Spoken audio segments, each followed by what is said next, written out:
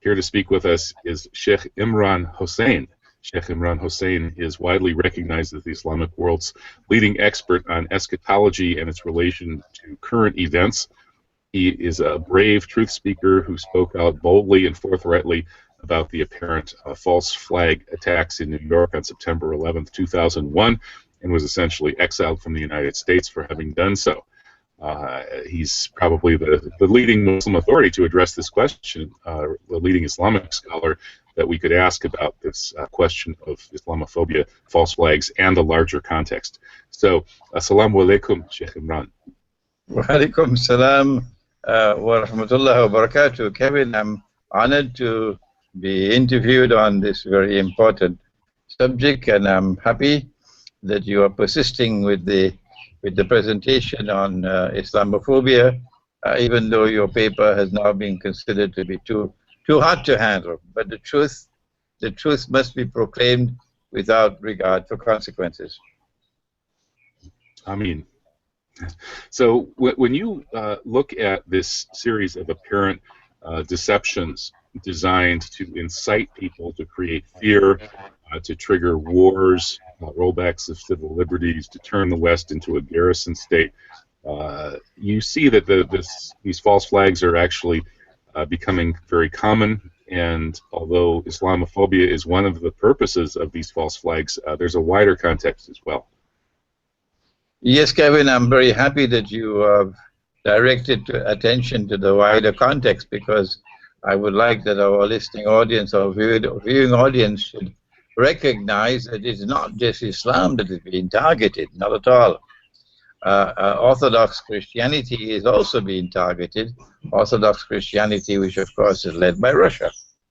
The attack on the Russian aircraft in Syria, and the cover-up for that with a mountain of lies, shameless display of lies by the Turkish Prime Minister and the Turkish government, to no one's surprise really, because they're simply doing what the Ottoman Empire did before them, waging a relentless so-called jihad on Russia on behalf of the West. So it's not just Islam and Muslims who are being targeted. The larger picture is one in which we recognize that Orthodox Christians are also being targeted by these false flag attacks. And in order for us to locate that which explains this phenomenon of false flag attacks and the increasing frequency with which they are now occurring, in fact, I anticipate that as ISIS people go back home, you know, in order to become a member of ISIS, you've got to take a pledge of allegiance to the leader. And if the leader tells you to kill, you've got to kill. So these are time bombs that are going back home from the battlefield. And when they go back home, they lie low until the ISIS commander gives them an order to commit an act of terrorism. And then they will do it, because they are obliged by religious law to do it, because they took a pledge of allegiance to that. So I'm anticipating an avalanche of false flags that will come in the future with these silent people returning home, members of ISIS from all over the world, with eyes and yet they cannot see, with ears they cannot hear, with hearts who cannot understand. They're just like cattle. And I'm sad to say so, but it seems to be that the Salafi methodology is playing a very significant role in creating this huge universal herd of cattle who are now becoming time bombs for future false flags. And these people, of course, are patsies or participants in false flags that are actually set up in some cases or assisted by Western authorities. Oh, well, ISIS is created by the Zionists, the Mossad, and ISIS is created by the CIA, and they're the ones who do the planning, and they're the ones who pull all the strings from behind the scenes. So it is the Mossad who no longer have to send their men on the line. They're going to have Muslims who are going to function as guinea pigs, acting on their behalf, committing an avalanche of false flag acts of terrorism, which I'm anticipating to start very soon. What is the role that these false flags are playing? And what is the mission? What is their mission? What is their goal? We have to look at the larger picture to understand why they're using false flags. And then finally, we'd look at what are the consequences for them. Those who practice false flags, what is the price that they will eventually pay? Our eschatological perspective is one in which we recognize that that little island off the coast of Europe did not become a ruling state in the world by accident. No. Napoleon had contemptuously dismissed Britain as a nation of shopkeepers. Britain had never played any significant role in Europe until suddenly a scientific and technological revolution came with Britain leading the way, and it gave to Britain a military technology and military power which to be able to have ships which no longer dependent on the wind.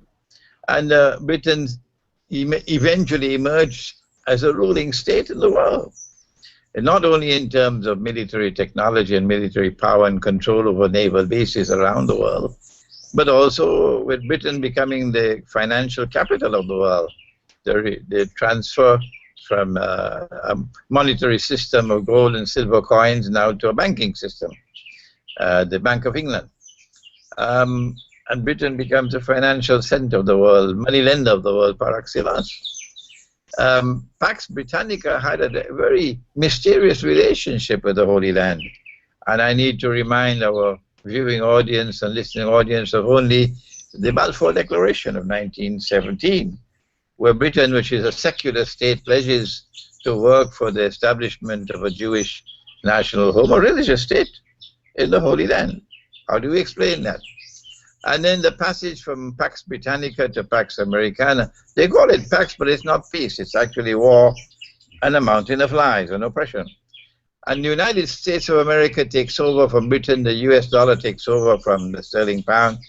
And the United States maintains also this very mysterious relationship with the Holy Land, with the state of Israel, and becomes a protector of Israel until Israel grows and grows and grows to become the equivalent of a superpower.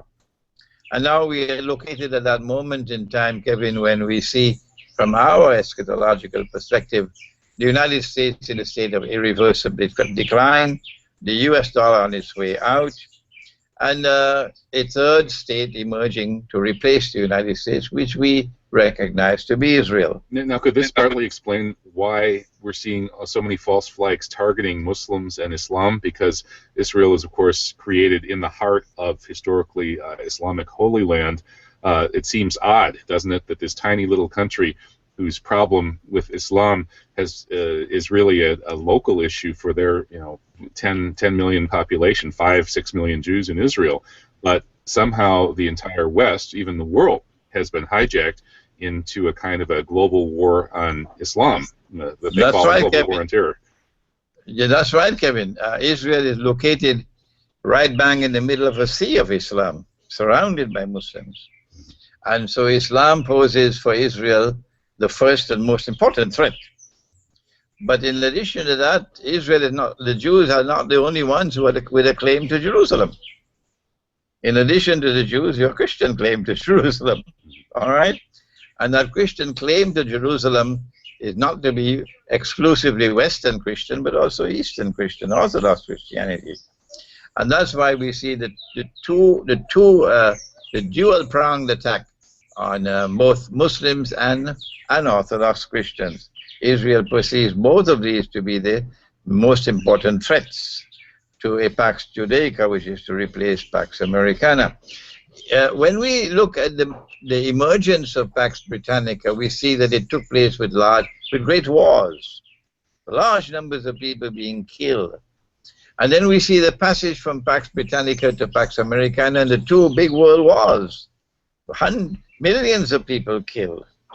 And then we see the Pax Americana stamping its bloody feet around the world with millions being killed. And now the passage from Pax Americana to Pax Judaica, and we share with the listening and viewing audience our perception that this passage cannot take place without the greatest war of all. The Christian eschatology recognizes it as the Armageddon, and Islamic eschatology recognizes it as the Melhama. And in order for this passage to take place, in order to take the world to this great, great war that is to come, and save the Jews from being blamed for that war, you need to have a lot of deception at work. And my first comment is that the false flags are meant to shift the burden, shift the blame, put the blame on an innocent people, so that the real masterminds, the ones who want to rule the world, who are taking us to nuclear war, which is going to devastate mankind, and most of mankind will not survive, that at the end of that great war that is coming, and it is so soon that I anticipate it's probably going to be a year from now, or even less than that. At the end of that great war, the world will not be hunting down Jews to kill them and blaming them for what has happened. So you have to put the blame on someone else. And this is why I think this is the first comment I want to make for Islamophobia, to put the blame on Muslims. That we are the ones who are posing a threat to mankind. We are the ones who are a menace to mankind. And therefore, whatever big, big tragedy occurs in the future, we are the ones who are going to be blamed for it. And do you think that the two events in Paris this year, which both appear to have been false flags, are somehow tied into the role of France in all of this? Because France, number one, has the biggest Jewish community in Europe with 500,000 Jews, and then secondly, France is the capital of world secularism and has been since the French Revolution. The French body politic essentially is held together by a shared agreement among the majority of French people to oppose religion, specifically Catholicism. That's been the center of gravity of French politics for 200 years. But now there's no more Catholicism really in France to hate, so they need somebody new to hate. And it appears that these two false flags have been staged in part to rally the French people behind a new kind of hatred of a different religion, and for other reasons as well. What do you think? Yes, I agree with you, Kevin. I think that's a very valid analysis.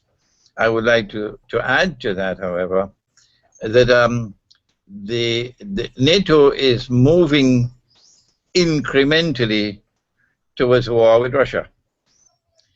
The target is nuclear Russia, because everything that they have tried has failed. They seduced Russia into the First World War with a promise of Constantinople. And when Russia was within an arm's length of Constantinople, they didn't want Russia to get Constantinople. So they brought in the Bolshevik Revolution and liquidated the family of the Tsars, and then brought communism in the Soviet Union, which butchered Orthodox Christians for 60, 70 years, and brought into being the world's first atheist state. Russia's heart is spiritual. Their heart in the Western world is barbarian, but Russia's heart is spiritual. And they brought communism in the Soviet Union to try to destroy that spiritual heart of Russia. And they gave to the Soviet Union military nuclear technology. They gave it, they transferred it, so that the Soviet Union could become the pride of the Russian people. And it did become, in some respects, the pride of the Russian people. But then eventually they planned their plan, and Allah planned his plans. And the Soviet Union collapsed, and communism is in the garbage bin of history. Then they tried with Yeltsin to see how they could steal Russia's wealth and reduce Russia to poverty. But even that didn't work. And then now Russia is returning to Orthodox Christianity, and Russia is flexing her muscles and saying, we're not afraid of you.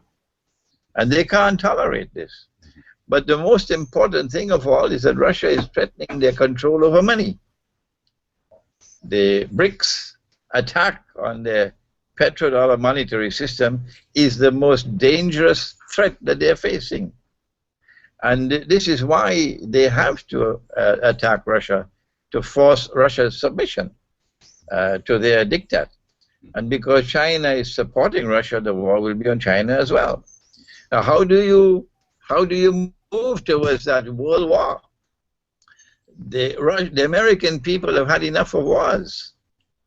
And it's going to be very difficult to market this to American public opinion.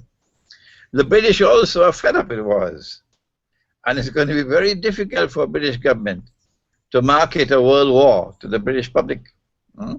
So I think, Kevin, I may be wrong, but this is my opinion, that they chose France because they felt they had a better chance with French public opinion. And so the first, what's it called, the Charlie Hebdo attack took place to prepare French public opinion. And it was a stupendous success. They had 45 heads of state marching within hours on the streets of Paris, and the French were duped. The French were duped. And the mainstream media, of course, once they have the mainstream media, they don't care about the alternative media now. The mainstream media is going to hold public opinion. And so when they felt that French public opinion had been sufficiently mobilized, they could come with the second one now. And the second one, which just occurred in November, I believe was meant to push France into a greater military role in Syria and Iraq, and to spearhead the effort so that the United States and Britain can enter on the coattail of France. And this is what is happening now. So it's an incremental movement towards war with Russia, and the pieces are all falling in place now. And the pity about it is, when this war takes place, I don't think there's going to be any Europe left after it, and North America. People won't be able to live in that part of the world. So they're being taken for a ride, and this Islamophobia conference should try to wake up people to the fact that you're being taken for a ride, and at the end of the day, you won't be able to live in North America. You won't be able to live in Europe. These places will not be habitable. Now, the other point I'd like to make is that they are committing false acts of terrorism and putting the blame on Muslims.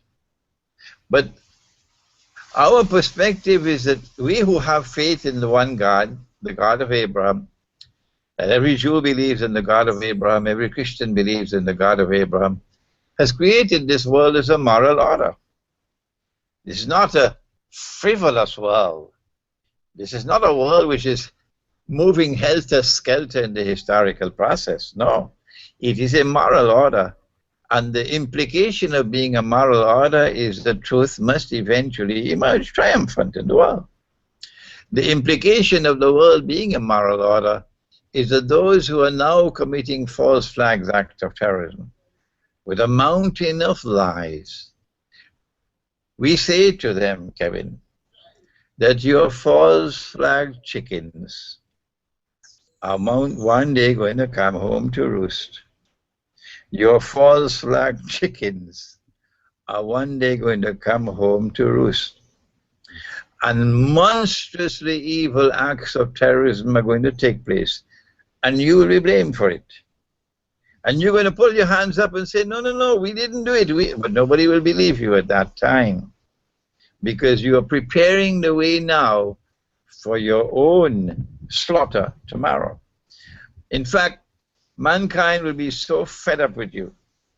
Mankind will have so much hatred for you tomorrow because of what you're doing today, that we say to you, tomorrow even the trees and the stones will speak, and I'll call on mankind to come and punish you. You see that happening after a great war? Not immediately after the Great War, because I am saying to you that ISIS is preparing the way for an avalanche of false flags to come. That every single member of ISIS who returns home from the battlefield there in Syria and Iraq and returns home is a ticking time bomb, because he's taken a pledge of allegiance to the leader, and the leader is himself being pulled by the strings led by the Mossad and the CIA. So the Mossad and the CIA are to use all of these people, Muslims, sincere Muslims, but misguided, returning home from the battlefield, and use them as time bombs. And when the order is given to commit an act of terrorism, to assassinate someone, they're going to do it because they have a religious duty now to obey the leader. So then they're not going to have any problems now. They don't have to train people because they're going to have Muslims committing acts of terrorism that they would plan for them. Interesting, because in the Paris attacks on Friday the 13th of November, it appears that it may have been a hybrid attack in which there were some ISIS-type people from Muslim backgrounds who were involved, but also some professional white mercenaries who were blamed for the shooting at least one of the restaurants. And they've disappeared completely from the reports, from the headlines, from the French government's inquiry.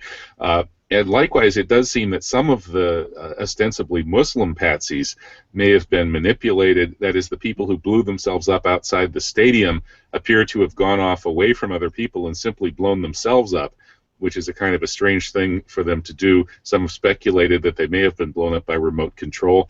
And then this latest thing in San Bernardino, it appears there that there are at least 2 witnesses who clearly saw that there were 3 white paramilitary guys carrying out the shooting as a paramilitary operation. So it actually wasn't the Muslim couple that's been blamed. So it seems like there's a sort of a possibility of hybrids in which patsies sometimes actually do some shooting and sometimes they don't, but that the paramilitary forces and their controllers are really the ones who organize these things. The one that took place in November in Paris was far, far, far too important, strategically important, because it is meant to prepare the way for war with Russia. So they could not have left that to amateur Muslims who are angry with the West. No, you had to have had very, very professionally trained people to commit those acts of terrorism in Paris. But in addition to that, you must have a cover, and you have these Muslims who can be used as a cover. But Kevin, I don't think they need this for the future. Once they have their forces in place, that Britain and United States and France and Germany are in Russia, in Syria and Iraq. NATO is there. The pieces are all in place now. It's just one shot. Another Russian airline, for example, shot down, and that's it. The war begins, and it can begin any time now. The pieces are all in place. They don't need these big acts of terrorism anymore.